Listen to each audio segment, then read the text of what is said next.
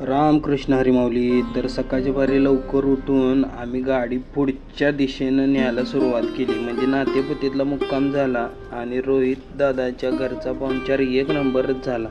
मग ही सगळी वारकरी मंडळी निघाली आता माळशिरसकडं आणि आम्ही गाडी लवकर पुढे जाऊन लावत होतो, कारण की परत जर गाड्यांची गर्दी झाली तर गाडी बाहेर निघत नव्हती.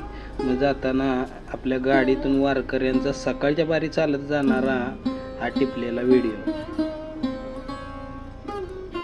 किती जरी नाही म्हणलं तरी सकाळच्या पारी 2 वाजता निघा, 3 वाजता निघा, 4 वाजता निघा, पण वारी जशी पुढं चालती तसं गाड्यांचं ट्रॅफिक लागतं. विशेष नाही. मग एका जागेवर गाडी थांबल्यावर हा काढला व्हिडिओ. आणि मग पुढे गेल्यावर ह्या माऊली बघा बसलेल्या. म्हणजे ताण, भूक, झोप या सगळ्या गोष्टी हरवून सगळे वारकरी पंढरीच्या दिशेने चालत असतात. मग जिथं भेटेल तिथं असा विसावा घेत असतात. मग हळूहळू जरा उजाडल्यावर आम्हाला पहिल्यांदा या वासुदेवांचं दर्शन झालं. मग हळूहळू पंढरीकडे चालत जाणाऱ्या या वारकऱ्यांचं दर्शन झालं. रांग लांबच्या लांब दिसायला लागली. आणि महत्त्वाचं म्हणजे आज या प्रवासात म्हणजे नातेपुती ते माळशिरसच्या दरम्यानच्या प्रवासात एक पुरंदावडीचं मोठं रिंगण होणार होतं. म्हणजे ज्ञानेश्वर माऊलींच्या पालखी सोहळ्यातलं पहिलं रिंगण. हे बघा, संत श्रेष्ठ ज्ञानेश्वर माऊलींची पालखी आली आणि आम्ही पालखीच्या पुढं मागं चालत असायचो. मुक्कामाच्या ठिकाणावरनं पालखी निघाली का जरा पालखीजवळ कमी गर्दी असायची, पण मुक्कामाच्या ठिकाणी जाताना आणि मुक्कामाच्या ठिकाणी लय गर्दी असती ज्ञानेश्वर माऊलींच्या पालखीचं दर्शन घेण्यासाठी. पण असं सकाळच्या बारी एकदम सोगळं दर्शन भेटतं बघा. थोडं चालून झाल्यावर आम्ही माऊलींच्या पालखीसोबत आपली गाडी पुरंदावडीच्या दिशेने नेली. म्हणलं तिथं जाऊन आधीच गाडीला पार्किंग बघावं, म्हणजे पुलावरनं पुरंदावडीचं संत श्रेष्ठ ज्ञानेश्वर माऊलींचं पहिलं रिंगण व्यवस्थित बघता येईल. मग आम्हाला श्री क्षेत्र अचलबेटवरनं आलेला सद्गुरू श्री संत उज्ज्वलानंद महाराज यांचा पालखी रथ दिसला.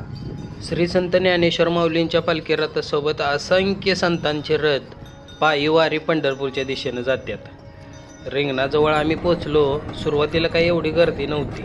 मग नंतर बघितलं तर ही विसाव्यासाठी काही वारकरी थांबलेलं.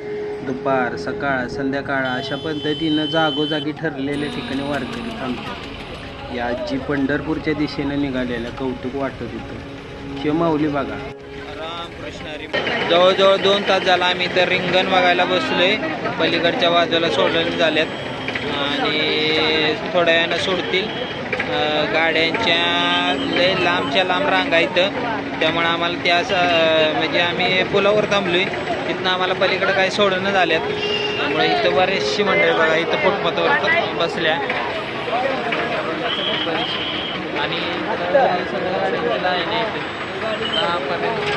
त्यामुळं रिंगण बघायच्या वरनं खाईनं व्यवस्थित दिसत नाही, त्यामुळे आम्ही इथे थांबलोया.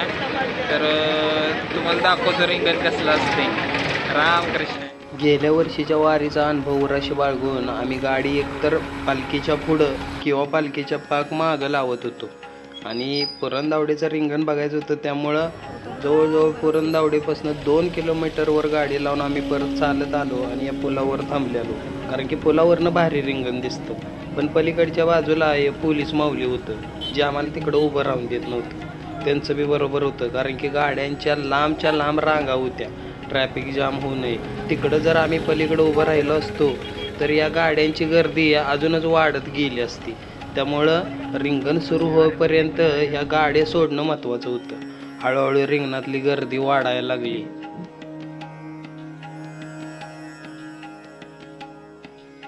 सगळीजण वाट बघत होती. हळूहळू वारकरी रिंगणात आलं आणि आनंदानं असं धावायला लागलं. शिवाय आनंद सोहळा जगात कुठं बघायला भेटायचा नाही बघा. आणि सगळ्यासनी वड होती, सगळी वाट बघत होती तर श्री संत श्रेष्ठ ज्ञानेश्वर माऊलींच्या पालखीची. ती कधी एकदाची रिंगणात येत्या याची सगळीजण वाट बघत होती. तर शेवटी थांबलेल्या सगळ्यांची प्रतीक्षा संपली आणि संत श्रेष्ठ श्री ज्ञानेश्वर माऊलींची पालखी रिंगणात आली आणि रिंगणाला प्रदक्षिणा घालायला लागली. माऊली पाया पडून घ्या बर का, ह्यो सोहळा कधीच बघायला भेटायचा नाही. अहो स्वर्गात बी असला सोहळा बघायला भेटायचा नाही.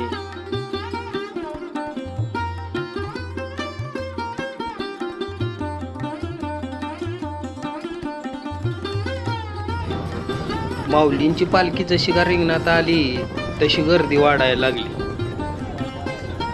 आणि आपल्या संस्कृती परंपरेनं पुरणदावडीचं हे रिंगण एकदम सजून भरभरून दिसायला लागलं.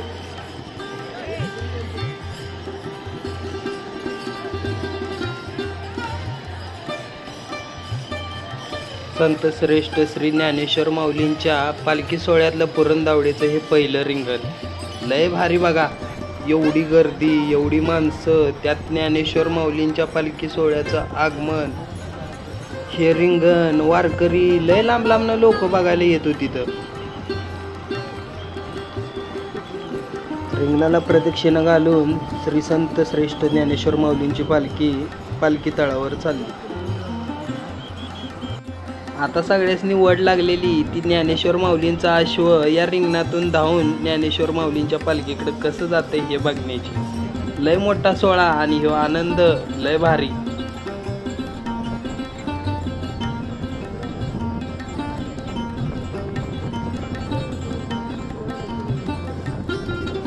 काय दिंड्या आपल्या दिंडीतून वारकरी चुकू नये म्हणून या आपल्या पुरणदावडीच्या रिंगणाचं लांबूनच दर्शन घेऊन हळूहळू पुढे चालत होत्या.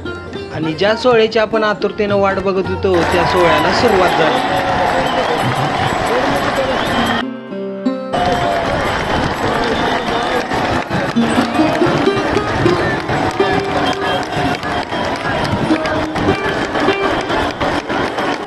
या सोहळ्याचा आनंद घेताना रिंगणात जमलेल्या सगळ्या माऊलींच्या तोंडून एकच जयघोष होता, माऊली माऊली माऊली. या जयघोषानं आसमंत दुमदुमत होता. आणि या सोहळ्याचा आनंद सर्व वारकऱ्यांनी घेतला. आणि आता ज्ञानेश्वर माऊलींचा अश्व त्यांच्या पालखीकडे चालतो.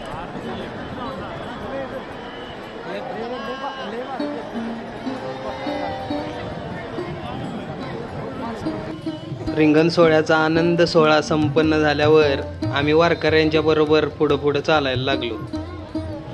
वारकऱ्यांच्या बरोबर किती बी चाला, पाय कशाच दुखतात तवा ती. त्यात भजन, टाळ, मृदुंग या ठेक्यात चालत जायचं म्हणजे आनंदच वेगळा बघा.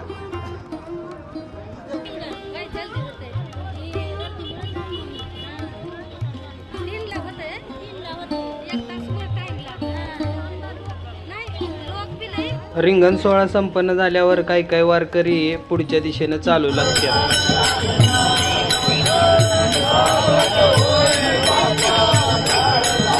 तर काय वारकरी असे एका ठिकाणी बसून भजन म्हणत ज्ञानेश्वर माऊलींची पालखी मार्गावर याची वाट बघतात.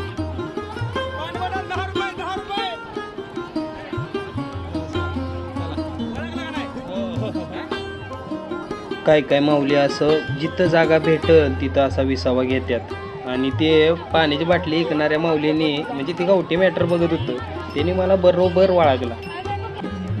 पालखी मार्गाच्या ह्या डिवायडरवर बसलेलं सगळं वारकरी श्री संत श्रेष्ठ ज्ञानेश्वर माऊलींच्या पालखी मार्गावर याची वाट बघते. हळूहळू ती निसान झाली. आम्ही माळशिरसच्या दिशेनं चालायला लागलो. ज्ञानेश्वर माऊलींची पालखी मागोमागच होती. आम्ही हळूहळू वारकऱ्यांच्या सोबत पुढे चालत होतो. तोवर संत श्रेष्ठ श्री ज्ञानेश्वर माऊलींचा पालखी रथ आला. आणि त्यानंतर आम्हाला दिसली झी टॉकीजने आणलेली ही विठ्ठल रुक्माईची सुंदर मूर्ती.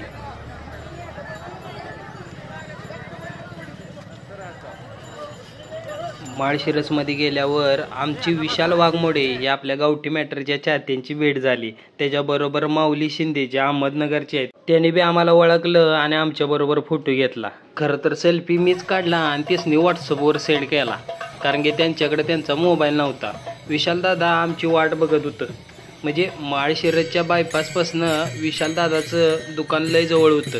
त्यांचं वेल्डिंगचं दुकान होतं. दुकान बंद करायची वेळ होती पण वारकरी येणार आणि आम्ही येणार म्हणून त्यांनी दुकान उघडं ठेवलेलं. त्यांच्या दुकानापुढंच आपली गाडी लावली आणि माळशिरसमधला मुक्काम तिथंच करायचं ठरवलं. तवर संत श्रेष्ठ श्री ज्ञानेश्वर माऊलींच्या पालखीचं माळशिरसमध्ये आगमन झालं.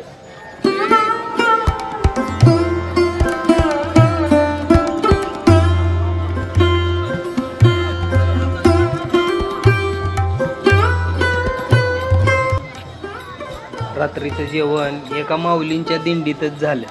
मग रात्री माळशिरसच्या बस स्थानकावर एक चक्कर मारली. रामकृष्ण हरी माऊली. तर आज आपला माळशिरस इथं मुक्काम आहे आणि गाडी बरीच लांब लावली आपण आणि चालत आलो. इथं तुम्ही बघू शकता माळशिरस बस स्टँड आहे इकडं आणि उद्या सकाळी इथून वेळापूरकडे प्रस्थान होणार आहे आपल्या ज्ञानेश्वर माऊलींच्या पालखीचं. तर सोबत राहा आणि रील्स सोडतोय ते बघत राहा आणि आपल्या गावाडी प्रोडक्शन यूट्यूब चॅनलवरचे व्हिडिओ पण बघत राहा.